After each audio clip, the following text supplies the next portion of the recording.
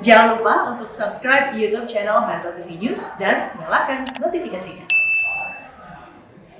Di saat Pemprov DKI Jakarta menerapkan PSBB transisi, angka penularan virus corona justru semakin tinggi.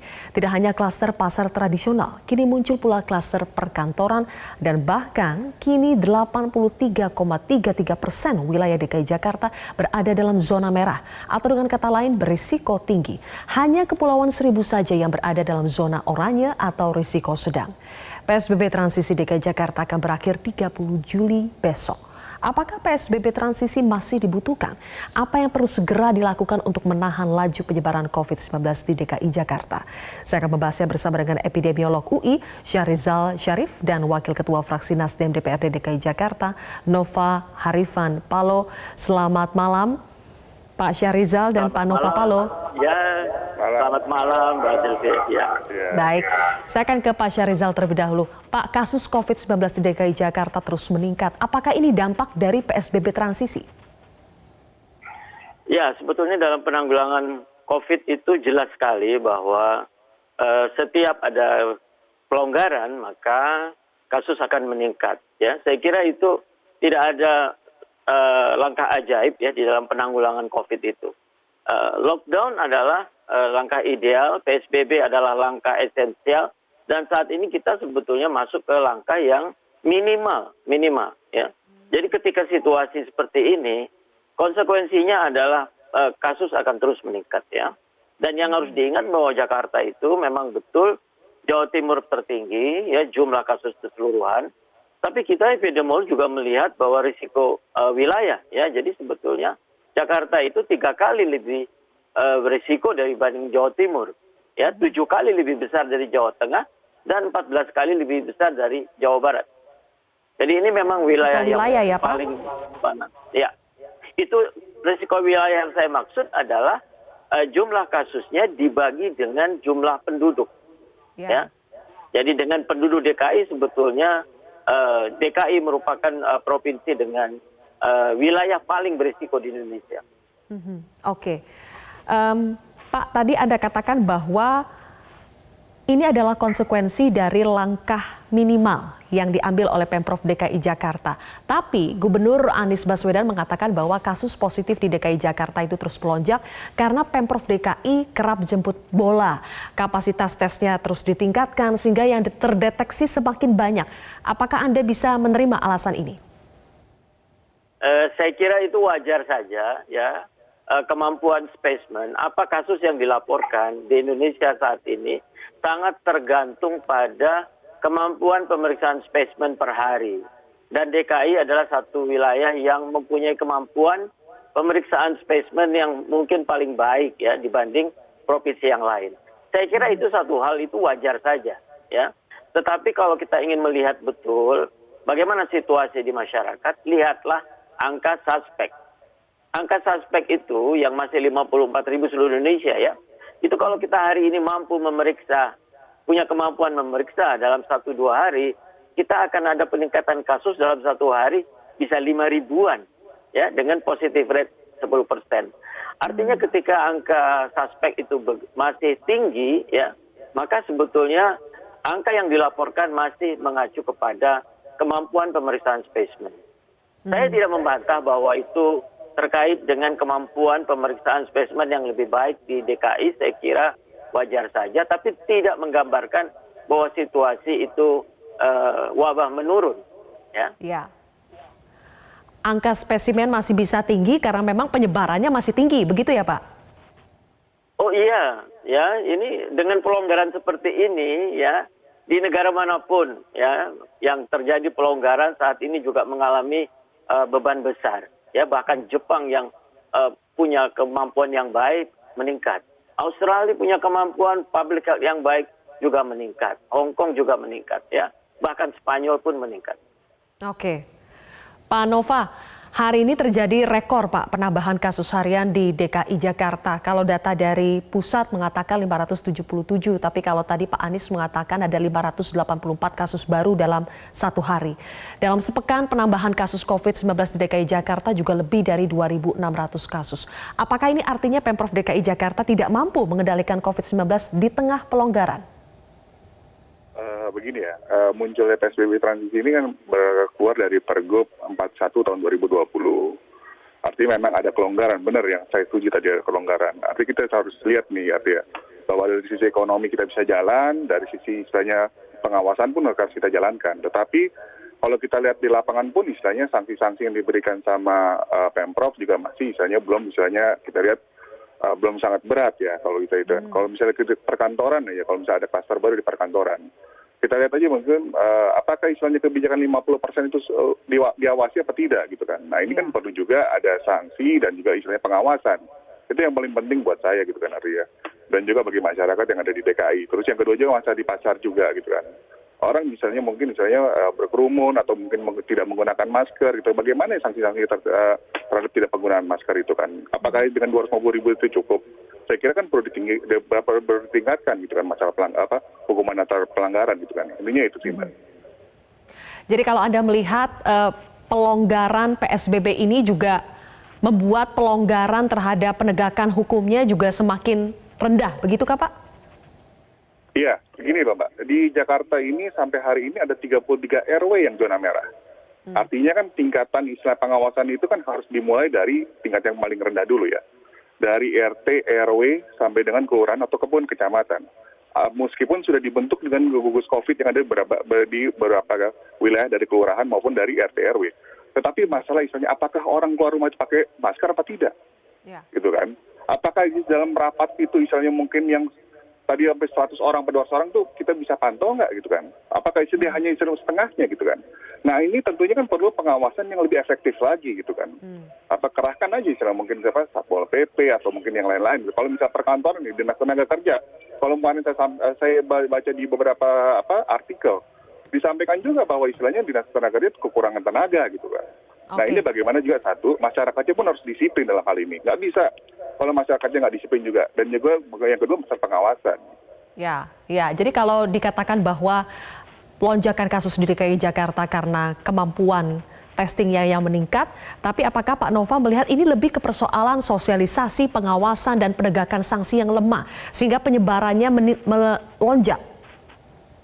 Iya, saya rasa sih itu ya, faktor itu ya Mbak, yang istilahnya sekarang ini kita lihat istilahnya sangat melonjak ya. Pertama kedisiplinan warga, masalah disiplin pakai masker tidak, penjagaan jarak juga, physical distancing juga.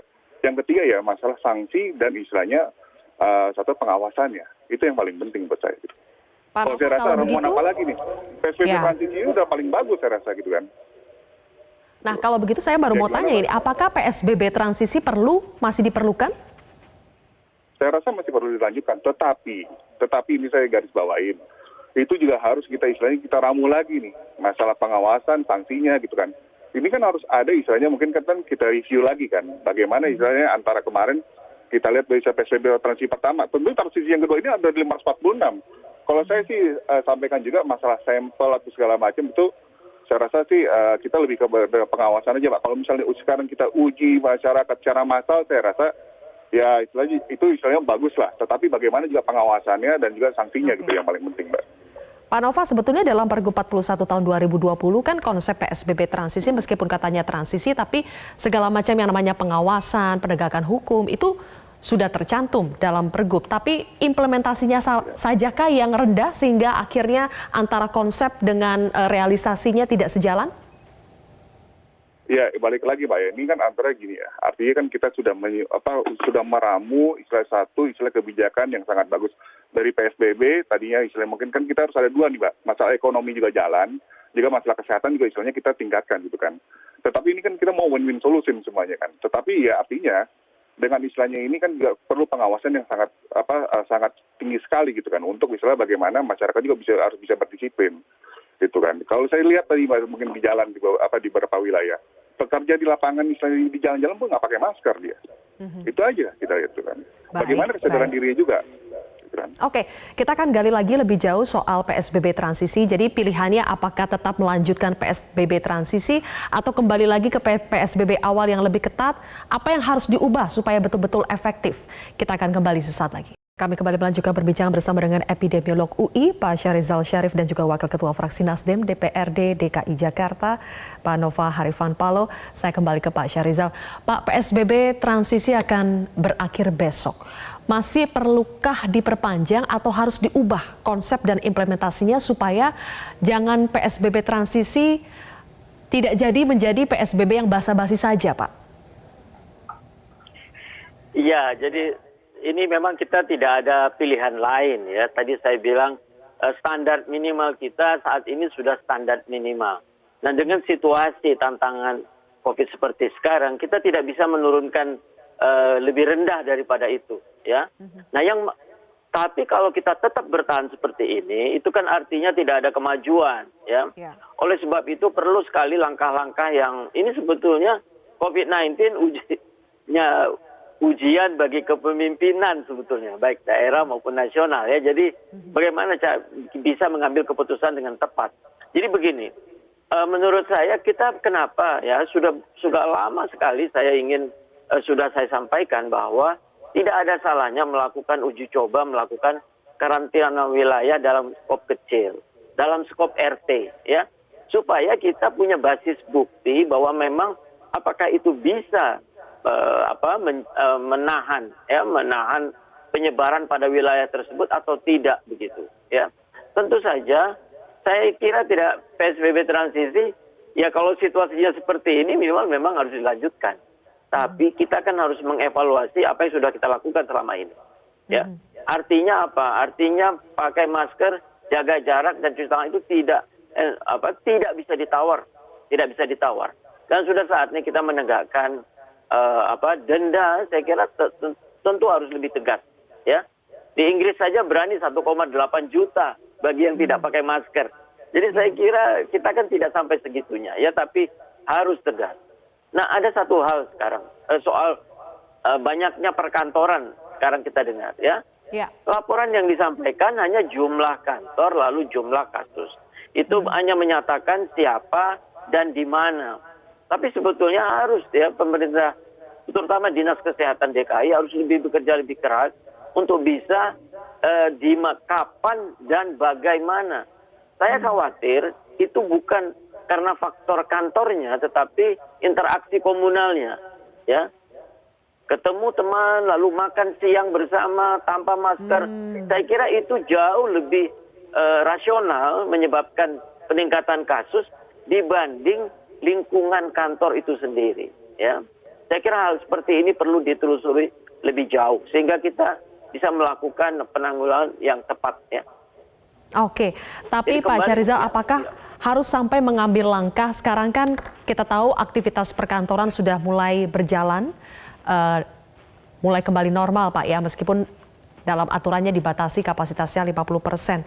Nah, perlukah sampai ke dalam tahap mengevaluasi kembali, menghentikan aktivitas perkantoran, perdagangan, supaya bisa mengendalikan COVID-19 ini?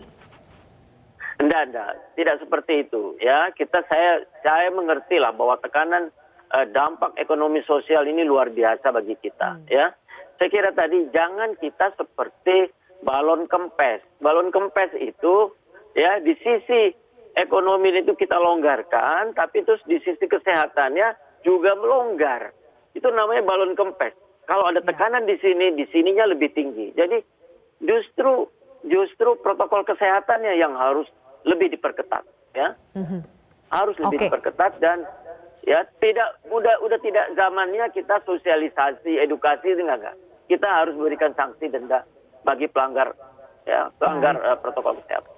Oke, kalau Pak Nova melihatnya bagaimana, Pak? Apa yang harus diubah supaya PSBB transisi ini atau apapun nanti keputusan dari Pemprov DKI Jakarta betul-betul bisa mengendalikan COVID-19? Ya, tadi mungkin saya sudah sampaikan ya, pertama pengawasannya, itu paling penting juga. Artinya juga yang masalah sanksinya juga harus bisa ditingkatkan gitu kan. Nah ini artinya tadi dengan kebijakan 50% istilahnya yang masuk kantor itu, artinya bagaimana pengawasannya, apakah kita lihat bahwa per hari itu 50% apa tidak gitu kan. Nah tentunya kan dinas Kertran juga istilahnya harus mengecek juga gitu kan. Nggak perlu juga setiap hari dicek, berkala aja per minggu atau 2 minggu gitu kan. Nah ini artinya ini paling penting seperti itu. Tapi yang kedua juga kesadaran juga kembali lagi kesadarannya masing-masing juga gitu kan.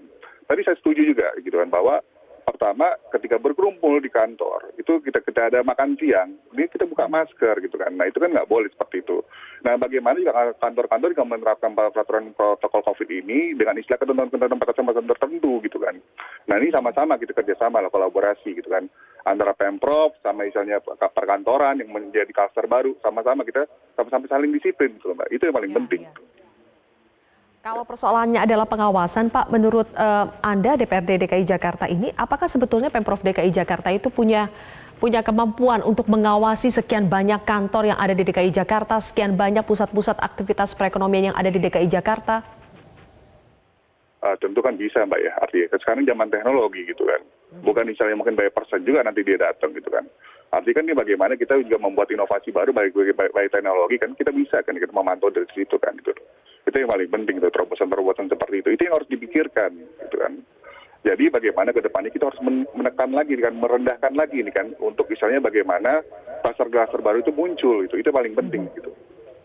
Oke, terakhir untuk Pak Syahrizal, apa lagi yang harus dilakukan oleh Pemprov DKI Jakarta? Terakhir mengatakan bahwa ada 3 opsi. Apakah sudah masuk ke era adaptasi kebiasaan baru atau melanjutkan kembali PSBB transisi atau bahkan kembali ke PSBB awal yang lebih ketat. Di antara 3 opsi ini mana yang lebih realistis?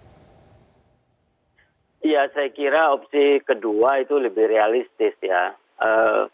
Dalam melihat situasi sekarang. Memang untuk opsi yang ketiga itu adalah betul kita masuk ke situasi yang lebih ketat. Ini negara-negara besar berani melakukan itu. Melbourne saja sekarang di lockdown ya. Melbourne Barat. Jadi memang ini terkait dengan kepemimpinan. Bagaimana kita melihat? Saya cuma melihat bahwa pada dasarnya belum terlambat ya kita melakukan sesuatu yang lebih ekstrim, lebih ketat. Itu saya kira belum terlambat ya dari melihat situasi kurva COVID seperti ini. Ya, saya kira apapun yang diambil harus ada dasar rasionalnya bahwa itu akan bisa menurunkan ya kurva kita. Baik, oke. Terima kasih Epidemiolog UI Syahrizal Syarif dan juga Wakil Ketua Fraksi Nasdem DPRD DKI Jakarta Nova Harifan Palo telah bergabung bersama kami di Prime Talk hari ini.